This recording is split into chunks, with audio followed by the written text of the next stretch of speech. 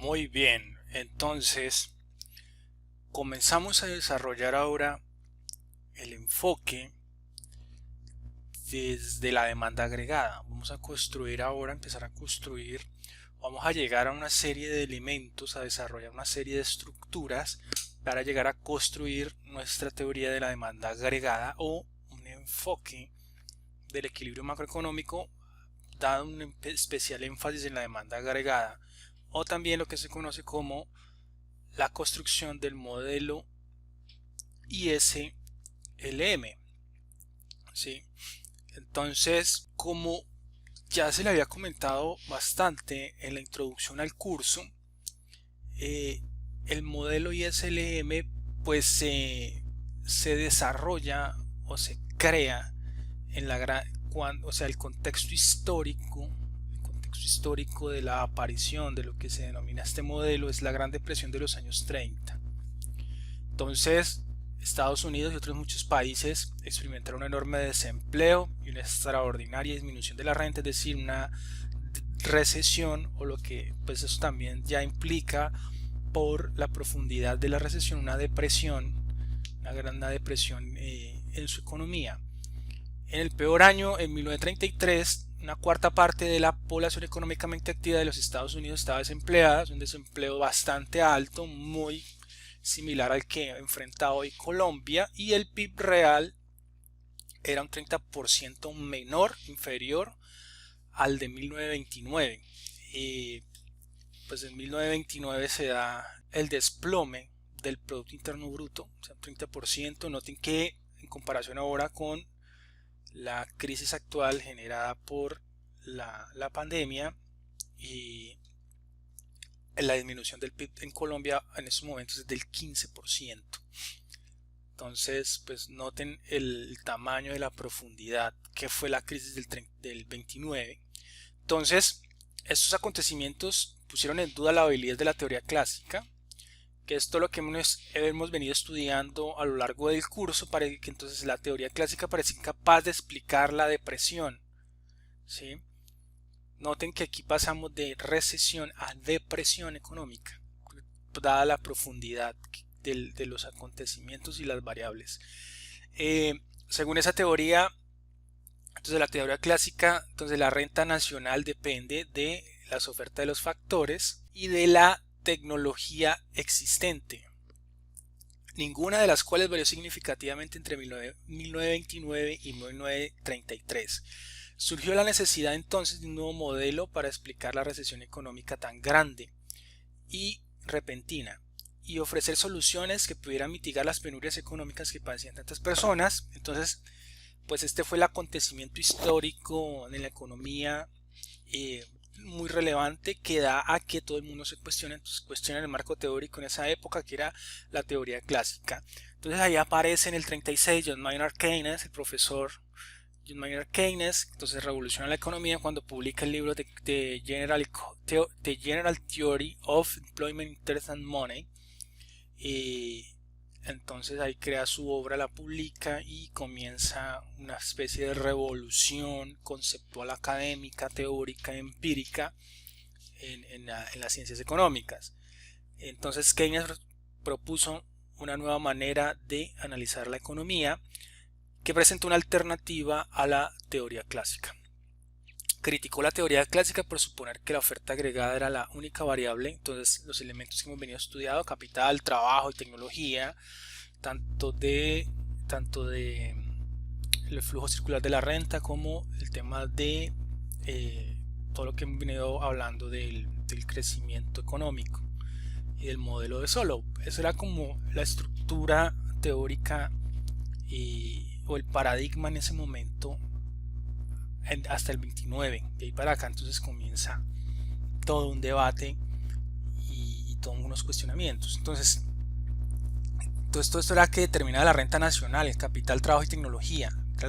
Entonces, resulta que la síntesis neoclásica después viene a conciliar lo que, o sea, el tema del enfoque de la oferta agregada y lo de la que es la teoría clásica, en parte tiene razón. O sea, en parte, en ciertas partes se cumple, y lo de que Keynes decía también, con su nuevo enfoque, también tenía la razón. Entonces surge una forma de luego después, incluso después del debate y de los posteriores debates, después surge una necesidad de conciliar estos dos enfoques, lo que luego se llama la síntesis neoclásica. Entonces a uno le dijeron sí, lo que hemos venido discutiendo hasta ahora, que en el largo plazo se cumple la teoría clásica, en el corto plazo pues se cumpliría lo que propone John Maynard Keynes o el enfoque keynesiano. Entonces, ¿por qué? Porque en el largo plazo los precios son flexibles, en el corto los precios son constantes. Es la propuesta ya de lo que es la síntesis neoclásica y más o menos cómo se estructuran los libros de macroeconomía.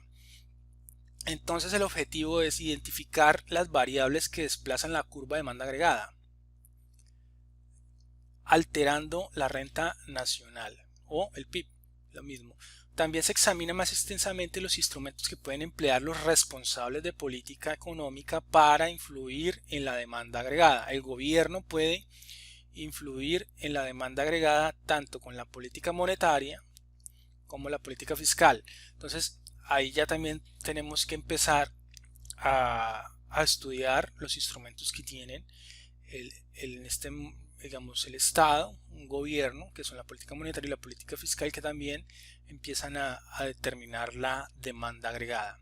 Se estudiará en detalle entonces el modelo ISLM, es la principal interpretación de la teoría de Keynes. Su objetivo es mostrar qué determina la renta nacional dado cualquier nivel de precios.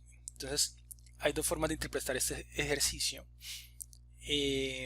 Una como explicación de las causas por las que la renta varía a corto plazo, cuando el nivel de precios se mantiene fijo, o como la explicación de las causas por las que desplaza la curva de demanda agregada, por las que la curva de demanda agregada se desplaza. Entonces, hasta aquí lo que habíamos dicho: a corto plazo los precios son fijos, los desplazamientos de la curva de demanda agregada se alteran el nivel de renta de equilibrio. Entonces noten que eso es lo que venía toda la discusión del capítulo anterior del modelo oferta agregada, demanda agregada o ADA. Entonces al suponer entonces que hay inflexibilidad de precios en el corto plazo, entonces hay un nivel de precios fijos, esta es la curva de oferta agregada para el corto plazo, sería horizontal, y dado eso, entonces los movimientos en la demanda agregada, noten que hasta el capítulo anterior habíamos dado que estos movimientos de la demanda agregada eran cambios en la oferta monetaria o los saldos monetarios reales nominales, ¿sí? Se altera la masa monetaria y desplaza la demanda agregada, y estos sucesivos movimientos de la demanda agregada también tienen influencias en la renta o el PIB, ¿sí? Entonces movían, o digamos de alguna manera la política monetaria tenía efectos sobre las variables reales, ¿sí? El PIB en este caso. Bueno, eso era todo entonces para la discusión. Aquí una nota histórica importante. Como tal, lo que vamos a entrar a estudiar, el modelo ISLM, es una interpretación del libro de Keynes y de las clases de Keynes como profesor universitario. Fueron sus alumnos Jensen, Hicks y Jensen, quienes como alumnos de su clase, estudiantes de economía, a partir de sus apuntes fueron que y sus estudios de la clase dieron una interpretación más formal, más matemática a los postulados del libro de Keynes o de sus clases, no sé, de sus planteamientos, y ellos lograron consolidar esas teorías y planteamientos postulados como tal, sintetizarlos en el famoso modelo ISLM. Entonces, las dos partes del modelo ISLM son, entonces hay una parte que va a ser entonces como una especie de rompecabezas. Entonces tenemos una primera parte que es la curva IS, que se refiere a la inversión y ahorro, investment and saving, por esas iniciales en inglés, que se le denomina curva IS, que representa lo que ocurre en el mercado de bienes y servicios. Acá digamos la parte como la parte real, ¿sí? Los determinantes de la parte real. Luego viene la curva LM, que se refiere a liquidez y dinero, L pues liquidity and money, y representa lo que ocurre con la oferta y demanda de dinero. Entonces tenemos dos tipos de mercado que vamos a modelar: el mercado de bienes y servicios y el mercado de oferta y demanda de saldos monetarios. Entonces tenemos estos dos mercados, y después del análisis independiente de cada uno de estos dos mercados, pues tenemos que unirlos, y hay una variable importante que se encarga de enlazar estos dos mercados, que es el tipo de interés, que influye tanto en la inversión como en la demanda de dinero, y es la variable que relaciona las dos partes del modelo ISLM. Estos son dos, insisto, son dos mercados que vamos después a analizarlos en su conjunto, y el modelo muestra que las relaciones entre estos mercados determinan la posición y la pendiente de la curva de demanda agregada, y por lo tanto el nivel de renta nacional a corto plazo. Entonces, a partir de eso se puede modelar entonces la demanda agregada y determinar entonces los niveles de renta a corto plazo, o más específicamente después lo que uno analiza es las relaciones entre la inversión, digamos entre la tasa de interés real y el PIB, el PIB, el producto, la renta. Aunque también ahí entran en juego una cantidad de otras variables. Es todo un sistema de variables que vamos a analizar, un sistema de ecuaciones también se le puede ver desde ese punto de vista, y vamos a ver cómo empiezan a alterar estas variables, a ver los desplazamientos sobre la curva y desplazamientos total de la curva, que son análisis importantes que se deben tener en cuenta. Entonces empezamos con el mercado de bienes y la curva IS. Entonces la curva IS representa la relación entre el tipo de interés y el nivel de renta que surge en el mercado de bienes y servicios. Comenzamos con un modelo básico denominado la ASPA keynesiana. Este modelo es la interpretación más sencilla de la teoría de Keynes de cómo se determina la renta nacional. Entonces vamos a estudiar entonces desde la ASPA keynesiana antes de llegar a construir nuestra curva IS. La renta total de una economía era determinada a corto plazo principalmente por el deseo de gastar de los hogares, las empresas y el Estado. ¿Sí? La renta está determinada a corto plazo principalmente por el deseo de gastar. ¿De quiénes? Hogares, empresas y Estado. Cuanto más personas quieren gastar, más bienes y servicios podrían vender las empresas. ¿Sí? Esto es asociado como a una especie de demanda. O sea, los hogares, las empresas y el Estado, cualquiera o todos a la vez, quieren gastar más. Eso va a incentivar a las empresas a vender más. ¿Sí? O sea, es como que la demanda agregada se movió. Cuanto más puedan vender las empresas, más decidirán producir. Hay un incentivo a la producción, más trabajadores decidirán contratar. Entonces se altera la producción, aumenta el empleo.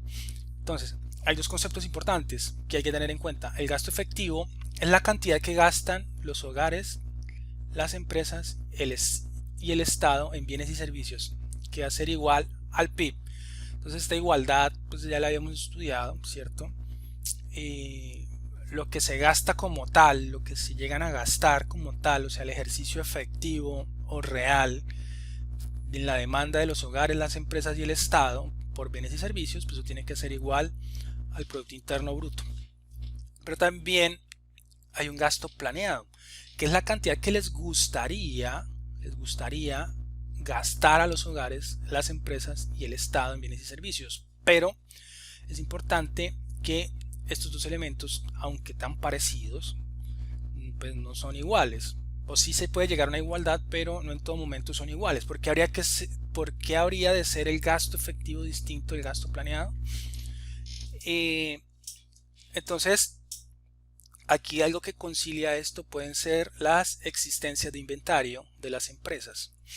Vamos a analizar los determinantes del gasto planeado. Entonces, partimos del supuesto de una economía cerrada. Nos vamos a olvidar por ahora del tema de exportaciones e importaciones. Entonces, las exportaciones netas son iguales a cero. Esto es importante. Simplifica el modelo bastante, o sea, eso es como por elementos pedagógicos.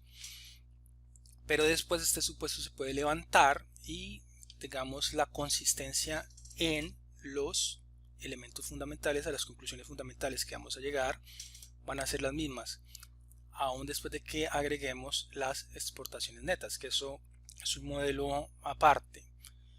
Digamos, se requiere un estudio un poquito más y se llama el modelo Mullen-Fleming para economías, o sea, es el ISLM para economías abiertas. Pero sin pérdida de generalidad podemos estudiarlos sin necesidad de profundizar en estas exportaciones netas igual a cero, entonces de economía cerrada. Entonces el gasto planeado a que va a ser igual, entonces a lo que consumen los hogares, ¿cierto?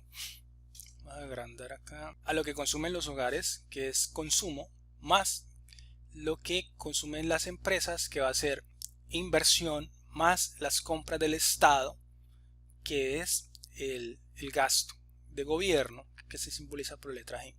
Entonces tenemos consumo, inversión más gasto. Esos son los determinantes del gasto planeado principales. Pero también podemos asumir que esta función de consumo de los hogares, representada por C, está en función de la renta disponible. Esto es la renta disponible. Y es renta disponible porque acá está la Y en el equilibrio macroeconómico es el PIB, que el PIB es igual a la renta, por lo tanto en esa igualdad macroeconómica suponemos que los hogares, lo que tienen los hogares en el agregado es igual a la renta menos lo que pagarían en impuestos en el agregado. Entonces esto es la renta menos los impuestos es la renta disponible, ¿sí? Es decir, también hágalo de un análisis micro desde sus casas, lo que mi papá gana, sus salarios, ¿sí? O por todo lo que tenga ingresos, rentas de trabajo, por arriendos, pensiones, etcétera, a él y a todos nosotros nos cobran impuestos. Entonces, una vez descontado los impuestos, tenemos la renta disponible. Y esa renta disponible la destinamos para dos cosas: a consumirla o la ahorramos, ¿sí? Noten que aquí eso es una forma funcional. Esta C paréntesis y menos t me está diciendo es una forma funcional. Esto puede ser una ecuación lineal, una ecuación cuadrática, podemos darle cualquier forma funcional a esto, pero aquí está en términos generales. C está en función de y menos t, ¿sí? Es lo mismo que estoy haciendo, que también yo podría decir C igual en función de y menos t, ¿sí? O C igual a C en función de y menos t. Entonces son términos indistintos, es una forma de poner en forma general la función, ¿sí? Ahí no me está diciendo nada. Esto le puedo dar una forma, vuelvo e insisto, de una ecuación, una forma funcional, pero por ahora vamos a suponer así, de forma general. La inversión es dada exógenamente, esto es un supuesto. Y vamos a decir que la inversión es exógena para facilitar las cosas. Entonces digamos que inversión es igual a I raya. Y raya es un parámetro, ¿sí? Entonces es una variable exógena. El gasto del gobierno también es exógeno, G raya, y los impuestos también, ¿sí? También son T igual a T raya. Entonces todo esto son, digamos, como variables exógenas o parámetros, ¿sí? También, entonces, uno cogiendo, esta es la descripción de cada uno de los elementos del gasto planeado. Entonces aquí podemos tener como un sistema de ecuaciones en el cual cada uno de estos elementos los podemos reemplazar en la primera ecuación, que es como la función principal, esta. Entonces cada uno de los elementos podemos reemplazarlo. Entonces haciendo ese reemplazo tenemos que el gasto planeado es igual a la función de consumo más el parámetro de inversión más el parámetro de gasto. Noten que los impuestos está aquí dentro de la renta disponible, y menos t. Entonces aquí está nuestro gasto planeado, digamos, ya cuando reemplazamos cada uno de los elementos dentro de la función general. Y lo que nos damos cuenta es que el gasto planeado está en función de la renta, noten acá, la renta o el PIB, la inversión, el gasto de gobierno y los impuestos. Si yo fuese a dibujar este elemento, entonces acá tenemos gasto planeado es igual a esto, ¿sí? Otra vez esta línea recta y es toda la función de gasto planeado que tiene pendiente positiva. Entonces cuando graficamos, aquí graficamos el gasto planeado en el eje de las ordenadas y acá está la renta PIB en el eje de las abscisas. Entonces esto es renta igual a PIB. Resulta que el elemento, bueno, aquí está una línea recta, puede ser también una línea curva, puede tener alguna forma funcional dependiendo de los supuestos que le impongamos, pero aquí es una línea recta, una función lineal, porque de alguna manera estamos suponiendo que la función de consumo, que es la única que acá funciona, entonces va a ser una función lineal, ¿sí? Por eso es una línea recta. De hecho, en los ejercicios que les voy a dejar, se van a dar cuenta que siempre vamos a asumir casi para todos los ejercicios, para simplificar mucho, es que llegamos a esta función de gasto planeado lineal. Entonces, pues ya le habíamos visto. Digamos una forma de definir la función, digamos, por ejemplo, C igual a C0 más C1 multiplicado y menos t. Ya aquí le di una forma lineal. Esta sería la que ajuste para la gráfica, ¿sí? Entonces C0 vendría siendo el intercepto, tiene que ser positivo. Definamos que C0 tiene que ser positivo. Acá, ¿cierto? Es el que intercepta el eje de las ordenadas. Y hagan de cuenta que es como un gasto mínimo elemental de subsistencia cuando la persona no tiene ingresos, ¿sí? Digamos una persona que no trabaja. Si no trabaja, pues no tiene ingresos, por lo tanto no tiene ingreso disponible, y eso sería 0. Entonces queda cuando, entonces me desplazo sobre el eje de las abscisas y quedaría acá en el intercepto, sería C0. Y entonces C1 es la pendiente. C1 es la pendiente de esta línea recta. C1 se conoce como la productividad marginal a consumir. Este sería el parámetro C1 en esta ecuación. Entonces, C0 sería la inclinación de la línea y C0 sería el intercepto. Aquí también C1 sería un parámetro que estaría entre ¿qué?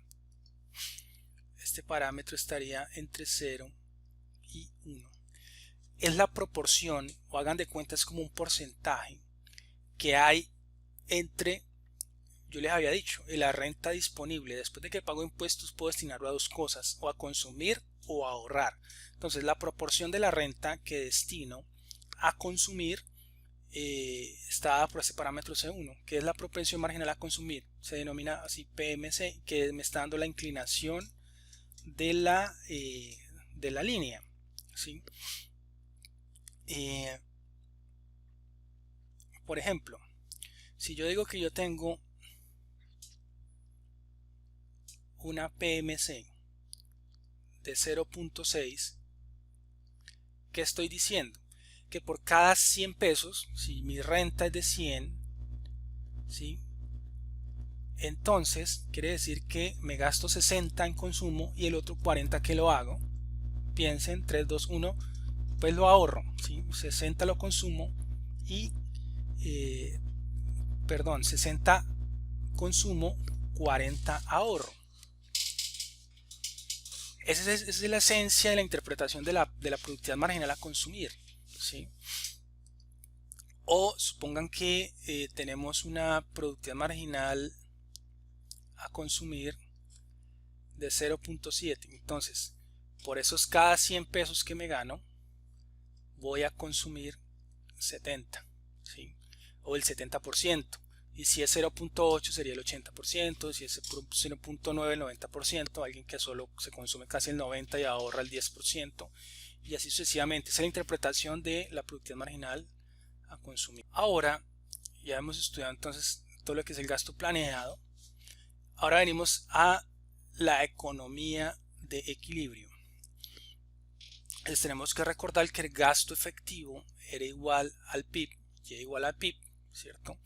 Entonces, en el equilibrio de la economía, el equilibrio macroeconómico tiene que estar dado porque el gasto efectivo debe ser igual al gasto planeado. Entonces, Y igual a GP. Vamos a simbolizar gasto planeado como GP. En el libro está EP por sus siglas en inglés, pero que vamos a utilizar para no perdernos. GP, gasto planeado. Entonces, vamos a analizar la gráfica en el aspa keynesiana, la implicancia de este equilibrio, que el gasto efectivo sea igual al gasto planeado. Entonces, ahora la pregunta es cómo alcanza la economía el equilibrio. Entonces aquí tenemos la gráfica y tenemos el gasto efectivo es igual al PIB. Si pongámosla aquí, GF, gasto efectivo, es igual al PIB. ¿Y cómo se representa? Recuerden que ya este es GP en gasto planeado. Acá ya lo habíamos graficado previamente. Nótenlo aquí. Que hemos explicado por qué esta línea tiene esta inclinación, ¿cierto? Porque este es gasto planeado. Ahora,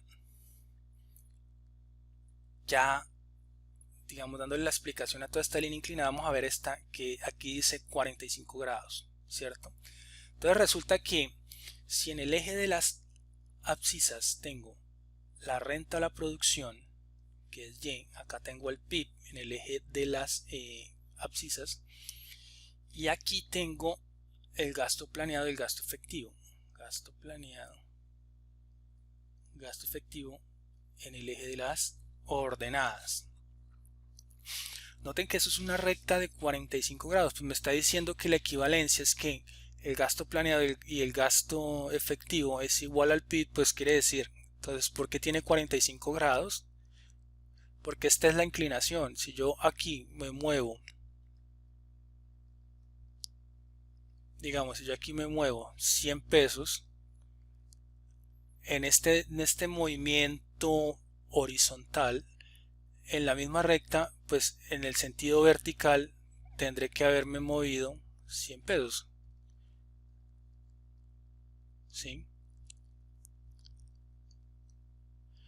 Ahí me tiene que haber movido 100 pesos. Y si me muevo otros 100, exactamente lo mismo. ¿Sí? Entonces esa igualdad me la está dando acá. PIB igual a gasto efectivo. ¿Sí? Entonces esta igualdad por eso es una relación 1 a 1 en la gráfica, por eso tiene una pendiente de 45 grados. Ahora la pregunta es por qué el gasto planeado tiene una inclinación, y si ustedes ven esta inclinación es menor a 45 grados. ¿Por qué creen? La pregunta aquí como para evaluación.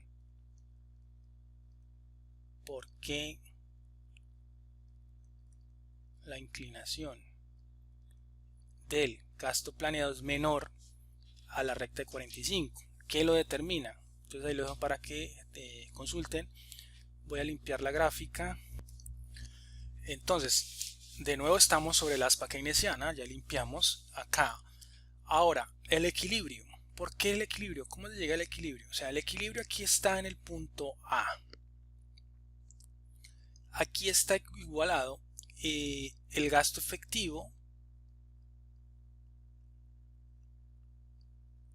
G es igual al gasto planeado. En el punto A, en el cruce de las dos rectas, la recta de 45 y la recta de gasto planeado.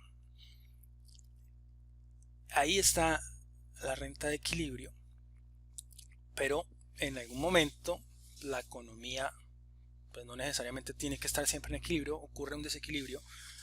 Por ejemplo, por acá, vamos a iniciar por acá.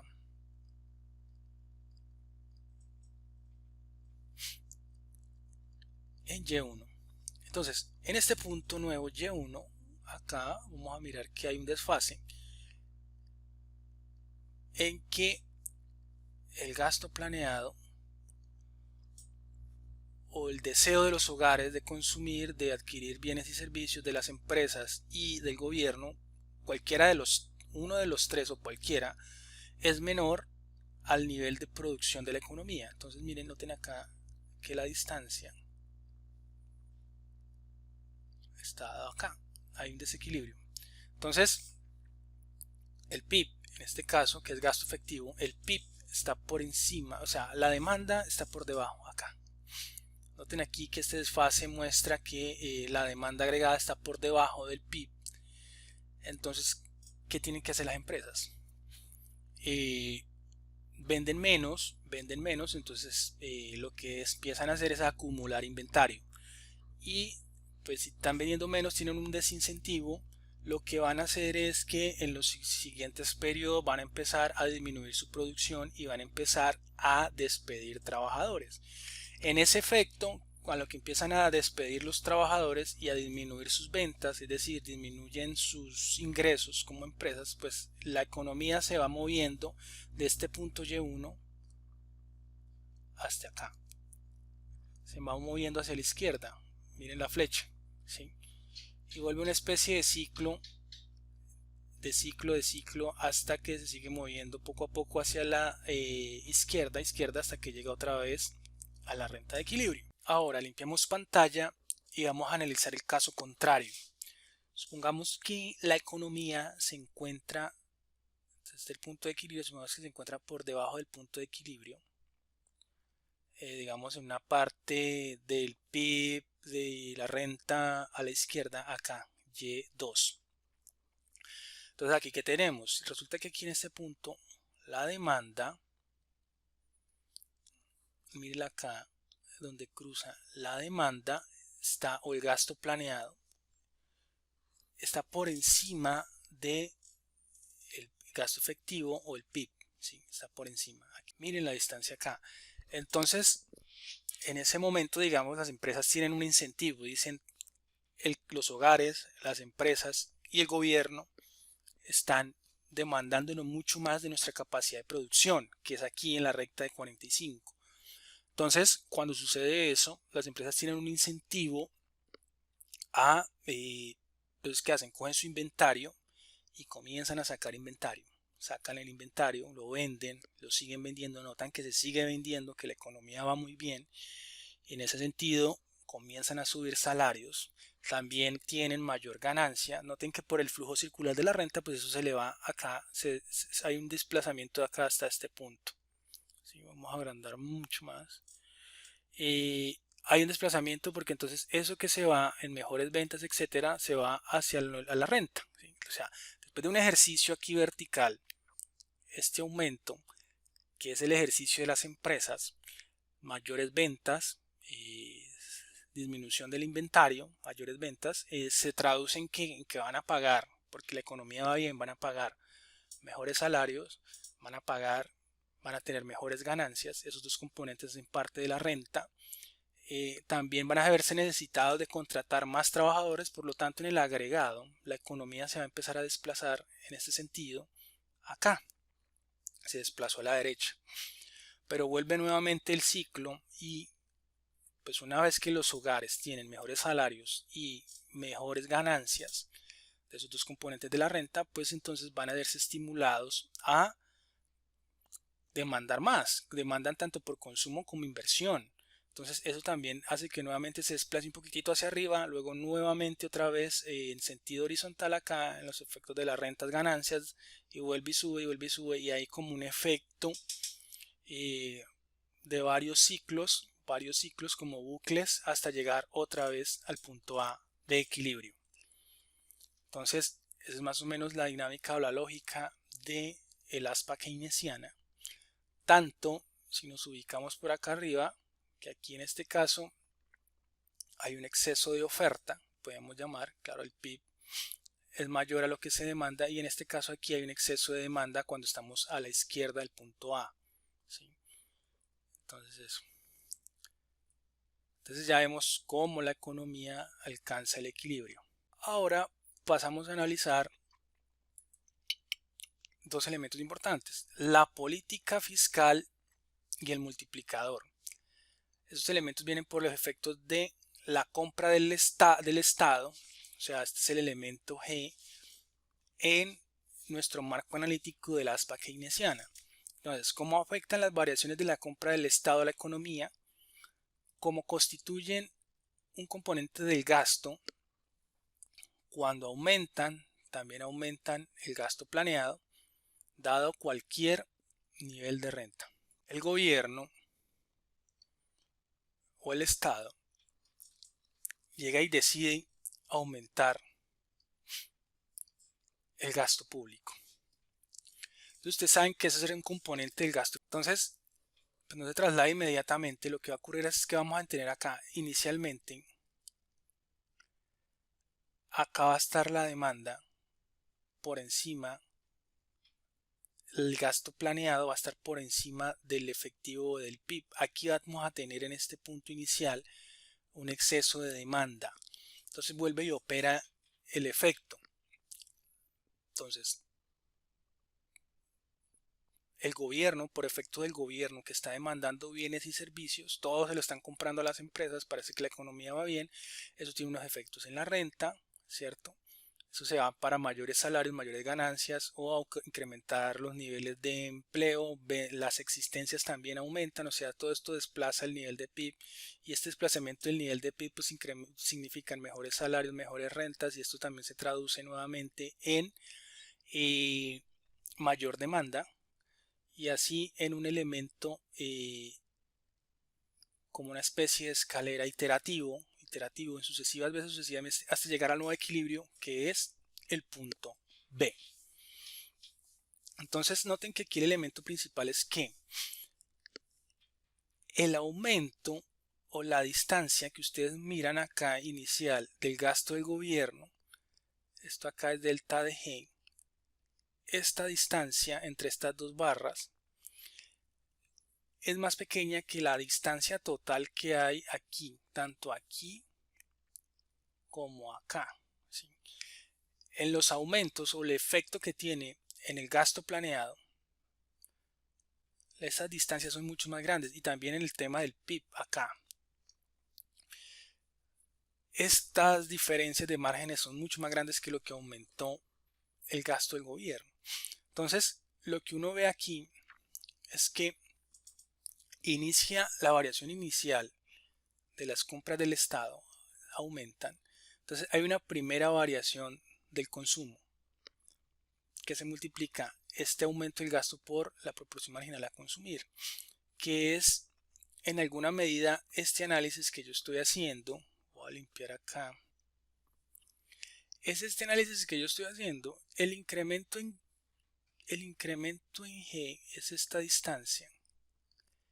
El delta de G viene aquí, se multiplica en este punto por la propensión marginal a consumir, que es la inclinación de GP. Obviamente, GP, el gasto planeado se desplazó, pero aquí multiplica este delta de G por la inclinación. Luego viene esta distancia acá, pega aquí en la de 45 y vuelve y sube. ¿Sí?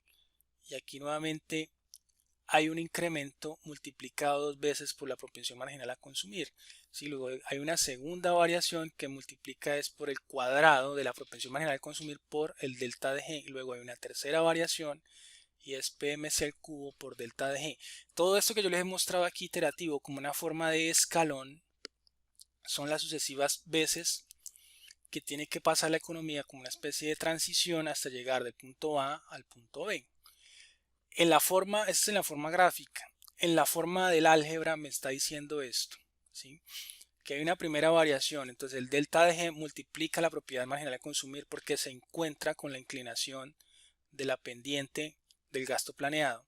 Luego otra segunda iteración y se multiplica el mismo delta de G por propensión marginal a consumir al cuadrado. Luego una tercera iteración y así sucesivamente. Noten que lo que cambia es el exponente en cada iteración de la propensión marginal a consumir. Al final, esto hay una regla de álgebra que entonces lo que obtengo es una sucesión. Si tengo una serie, una sucesión de 1 más PMC al cuadrado más PMC al cubo y así sucesivamente multiplicado por el efecto del cambio en el gasto. Esto es lo que ocurre, que este delta de G fue mucho más pequeño al efecto total que va a tener la economía en el PIB este delta de Y. Es decir, este delta de Y es mucho más grande a lo que fue el aumento de las compras del Estado.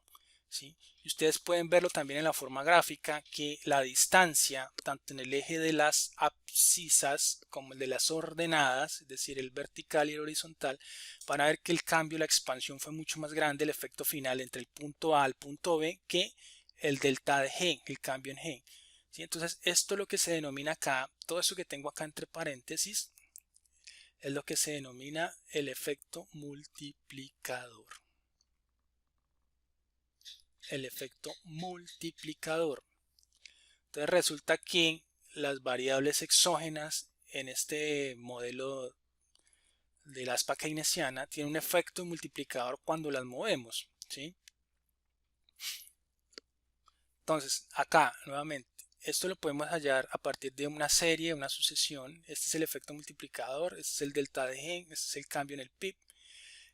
Y lo que obtenemos es que si hacemos un cociente de diferencias, y ojo aquí con lo que vimos en economía de la empresa, delta de Y sobre delta de G, vamos a obtener que aquí ya aislamos el multiplicador como tal, ¿cierto? Dividiendo acá ambos lados, si yo tengo aquí delta de G, dividimos a ambos lados por delta de G, estos cambios se me van, esto es 1, entonces me queda ahí tenemos delta de Y sobre delta de G, va a ser esto. Y esto por una progresión geométrica, matemáticas,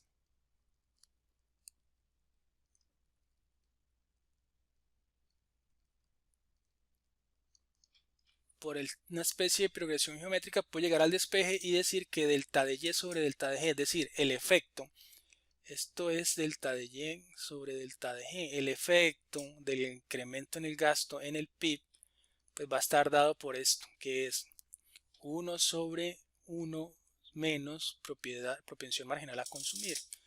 Y esto es lo que se denomina el multiplicador. Se le suele denominar multiplicador o multiplicador keynesiano. Porque efectivamente el cambio en el gasto tiene un efecto expansivo mucho más de lo que fue el mismo incremento en el gasto público. Entonces, porque el efecto en el PIB fue mucho más grande, entonces por eso se le llama una especie que tiene un efecto multiplicador. Y también para las otras variables, como los impuestos, también pueden variar el nivel de impuestos y también tiene un efecto multiplicador, un efecto expansivo, como que va mucho más grande, y por eso se le denomina de multiplicador. Ahora, noten que esto es un cociente de diferencia, es un simple cociente de diferencia que vimos. ¿Por qué? Porque eso se puede interpretar en términos infinitesimales como la derivada del PIB con respecto al gasto o también el efecto del gasto en el PIB. Esto es simplemente notación, pero estos deltas es como que un efecto pedagógico para que los estudiantes no se asusten cuando vean los derivadas, entonces por eso le ponen un delta de G sobre delta de Y. ¿Sí? Pero es simplemente el mismo concepto implícito de derivada. Entonces ahora vamos a ver el cambio en los impuestos. Entonces, los cambios impositivos afectan la renta de equilibrio. Una reducción de los impuestos en delta de T eleva inmediatamente el nivel de renta disponible en delta de T y por lo tanto eleva el consumo en la propensión marginal a consumir por delta de T. Noten que bueno, esto aquí sería como así, yo acostumbro a simbolizar las disminuciones como el delta invertido de T, como una disminución. Entonces, esta disminución en los impuestos, pues es obviamente lógico.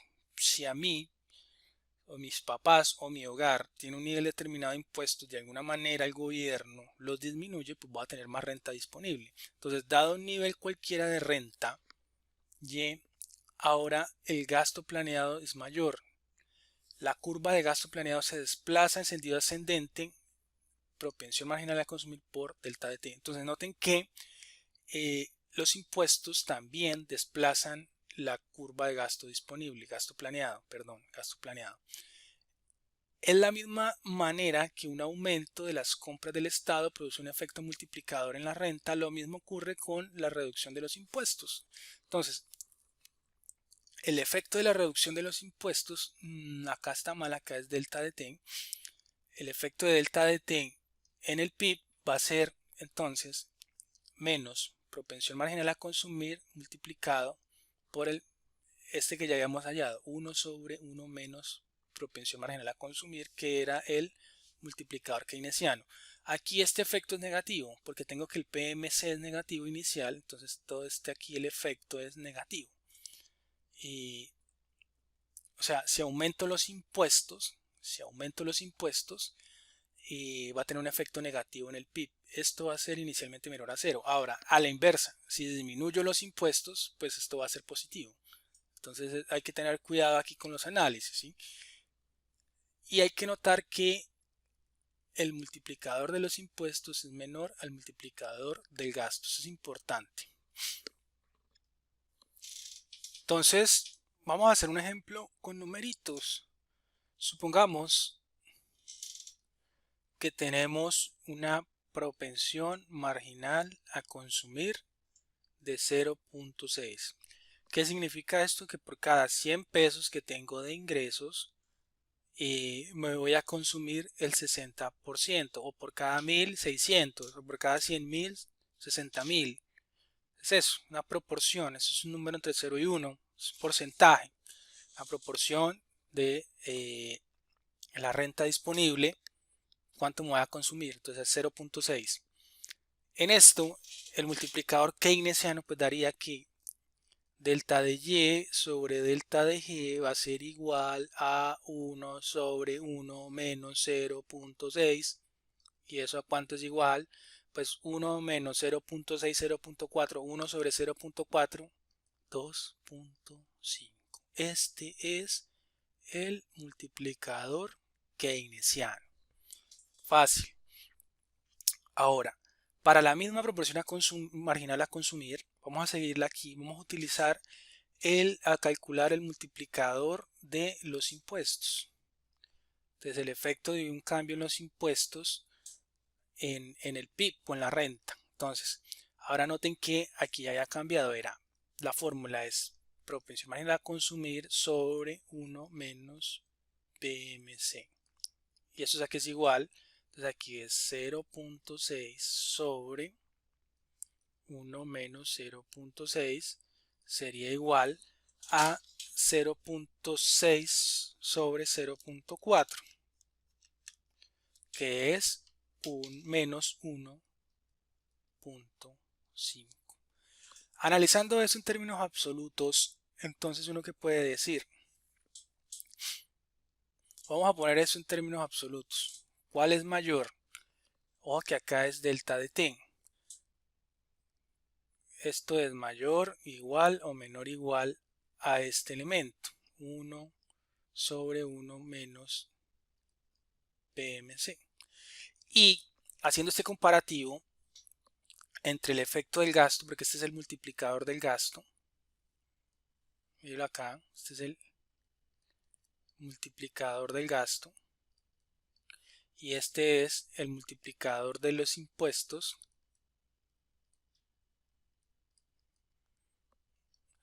Yo pensando, o ustedes pensando como ministros de Hacienda, y necesitan mover el gasto planeado y incentivar la economía, ¿cuál cree que tiene el efecto más grande? Un efecto, mover los impuestos o mover el gasto. ¿Ustedes qué creen? ¿Para qué lo dejo ahí? Para que lo piensen. Ahora, a partir de aquí, vamos a derivar o la relación entre el tipo de interés, la inversión, y así obtener la curva IS. Entonces, el aspa keynesiana parte del supuesto simplificador que la inversión planeada es fija. Ahora, entonces vamos a levantar este supuesto y la inversión planeada depende del tipo de interés. Entonces vamos a tener una forma funcional. Si aquí no la vemos bien, entonces vamos a ver de esta forma. La inversión va a estar en función del tipo de interés real. En este caso es R. Entonces, si graficamos esto, noten aquí en un gráfico tasa de interés con respecto a la inversión. Noten esto. Si tenemos un nivel de, vamos a agrandarlo un poco, tenemos un nivel de tasa de interés de R1, para este nivel de tasa de interés, pues vamos a tener un nivel de inversión acá y en función de R sub 1. Esto pongámoslo en el punto A. ¿Qué ocurre si nos aumentan la tasa de interés a R2? Los bancos y el sistema financiero han decidido aumentar la tasa de interés. Entonces yo les digo, piensen como emprendedores. ¿Qué va a ocurrir ustedes como emprendedores si tienen unos portafolios llenos de dinero para invertir en varios proyectos innovadores? Y si se aumentan ustedes el interés, o digamos, como eso depende también, o digamos que ustedes no van a recurrir simplemente, digamos, aparte de tener que ustedes dinero, pero también tienen que ir a hacer préstamos al banco, a veces les sale más rentable ir a pedir crédito al bancarios. Entonces, si a usted le sumen le aumentan el tipo de interés, el crédito se hace más costoso, por lo tanto lo que va a hacer es un efecto de disminuir los niveles de inversión en la economía, aquí en el punto B, y observen la relación. Si uno piensa como emprendedor, esta relación pues no hace nada difícil de comprender, es fácil, ¿sí? Disminuyen los niveles de inversión o la demanda de inversión disminuye, ¿sí? Entonces hay una relación inversamente proporcional o una pendiente negativa entre la inversión y el tipo de interés. Eso es fácil, eso es intuitivo, todo el mundo lo sabe, ¿sí? O todo el mundo lo ha experimentado.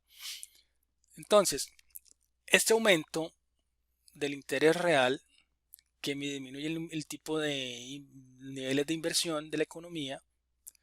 ¿Y dónde estaba la inversión?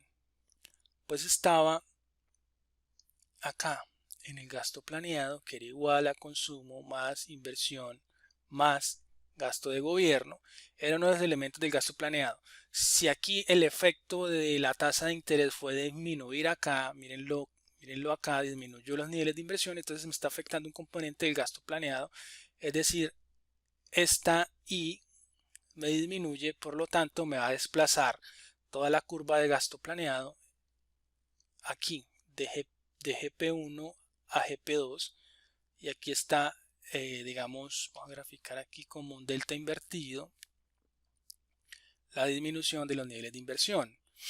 Y esa disminución en los niveles de inversión, ¿sí? Entonces volvemos al análisis anterior, nuevamente hay un desestímulo, la demanda, hay un, por ese desplazamiento ocurre un exceso de oferta y la economía se va ajustando aquí por la lógica que les había hecho, y el efecto del multiplicador entonces va a pasar del punto A al punto B, el nuevo ajuste de equilibrio, y lo que obtenemos es que la renta disminuyó o el PIB termina disminuyendo, ¿sí?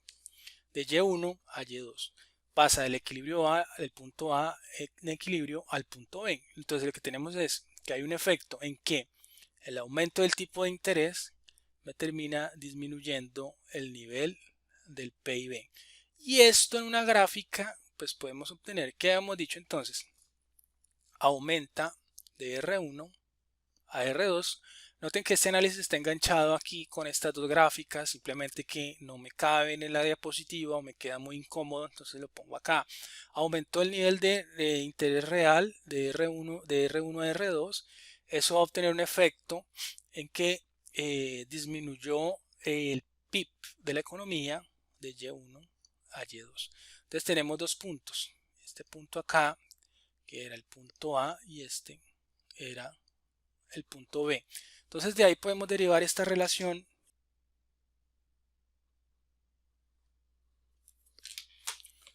Ahí tenemos esta relación de tipo inversamente proporcional o negativa entre la tasa de interés y el PIB, ¿sí? Entonces de ahí derivamos la curva IS. Noten una cosa, noten que la curva IS me está dando que cada uno de los puntos sobre la curva IS son puntos de equilibrio en el mercado de bienes. En el aspa keynesiana son estos puntos. Yo estoy graficando el punto A y el punto B, dado que se movió el tipo de interés en la economía, ¿sí? Entonces vuelvo a la secuencia de pasos. Aumenta el tipo de interés en la economía, eso disminuye los niveles de inversión de la economía, lo disminuyó, dada una curva de demanda de inversión con pendiente negativa. Eso me hace disminuir el gasto planeado, me desplaza toda la curva de gasto planeado. Hay un ajuste de la economía del punto A al punto B. El efecto es la disminución de los niveles de PIB o renta. En definitiva, si yo quiero graficar esos puntos de equilibrio, lo que encuentro es la curva IS tiene pendiente negativa, ¿sí? Hay una relación inversa entre el tipo de interés y los niveles de PIB o renta, o el efecto de la tasa de interés, disminución de los niveles de PIB, del PIB. Hay otro elemento que hay que tener en cuenta acá, y es que noten que aquí en este primer caso los desplazamientos de la tasa de interés ocurrían un desplazamiento sobre la curva de inversión y también ocurren en un desplazamiento sobre la curva IS, del punto A al punto B sobre la curva. Ahora, hay unos elementos acá. Por ejemplo, vamos a ver qué ocurre si aumenta el gasto. Entonces, ahora, aquí ocurrió un aumento del gasto en el equilibrio de la aspa keynesiana del punto A al punto B. El incremento del gasto, pues nuevamente es un determinante, es uno de los elementos del gasto planeado. Entonces, lo que hace es desplazarme, este delta de G, me desplaza toda la curva de gasto planeado de GP1 a GP2, ¿cierto? Y entonces vamos a obviar todo el análisis implícito subyacente. Simplemente pasa del punto A al punto B, el gasto planeado pues tiene un efecto multiplicador y lo que ocurre es un desplazamiento del PIB o de la renta de Y1 a Y2, o sea, se desplaza hacia la derecha. Lo que va a ocurrir en la curva IS es que, y noten una cosa, que es que no estamos aquí diciendo nada acerca del tipo de interés. Entonces el tipo de interés está quieto. Lo que va a ocurrir es que R está fijo, es decir, aquí está el punto A en la economía, en el punto Y1, es decir, exactamente acá, en el punto A. Y lo que ocurre es que cuando hay un incremento en el gasto del gobierno, lo que va a hacer es que va a desplazar la curva IS de IS1 a IS2, es decir, para ese mismo nivel de tasa de interés, ya la economía está en capacidad o está produciendo Y sub 2. Entonces, lo que hizo este cambio en delta del gasto, el cambio en el gasto público, fue desplazarme toda la curva IS. ¿Sí? Entonces, aquí ocurre un desplazamiento en la curva IS. Entonces, los efectos que va a hacer, entonces lo que tienen que tener en cuenta es, importante, cuando ocurre un desplazamiento sobre la curva IS, o sea, un desplazamiento sobre de un punto a otro, y cuándo, o sea, qué variables me afectan eso y qué variables me hacen es un efecto en desplazar toda la IS. Entonces, las variables que me desplazan toda la IS es el gasto, los cambios en el gasto y los cambios en los impuestos. Por ahora esto, y estos son los efectos de o los instrumentos de política fiscal. ¿Quién los tiene? El Estado o gobierno, ¿sí? Entonces, podemos utilizar el aspa keynesiana para ver cómo se desplaza la curva IS a consecuencia de otros cambios de la política fiscal. Dado que una reducción de los impuestos también eleva el gasto y la renta, desplaza también la curva IS hacia afuera. Una reducción de las compras del Estado o una subida de los impuestos reduce la renta, por lo tanto el tipo de cambio de la política fiscal desplaza la curva IS hacia adentro. Importante, entonces, noten que aquí este desplazamiento a la derecha de IS es un cambio positivo en los aumentos de compras del Estado o una disminución en los impuestos que me aumenta la renta disponible. Ahora, el efecto contrario, para desplazar la IS hacia la izquierda, pues tiene que haber ahora, sería una disminución en el gasto y o un aumento en los impuestos, ¿sí? Entonces noten el sentido del análisis, que tienen que tener cuidado con eso. En síntesis, entonces, la curva IS muestra las combinaciones del tipo de interés y el nivel de renta que son coherentes con el equilibrio de bienes y servicios. La curva IS se traza considerando dada la política fiscal. Los cambios de la política fiscal, es decir, gasto público y o impuestos, que elevan la demanda de bienes y servicios, desplazan la curva IS hacia la derecha. Los cambios de la política fiscal que reducen la demanda de bienes y servicios desplazan la IS hacia la izquierda. Entonces, hasta ahí para terminar nuestro análisis del mercado de bienes, el equilibrio en el mercado de bienes y la deducción de la curva IS.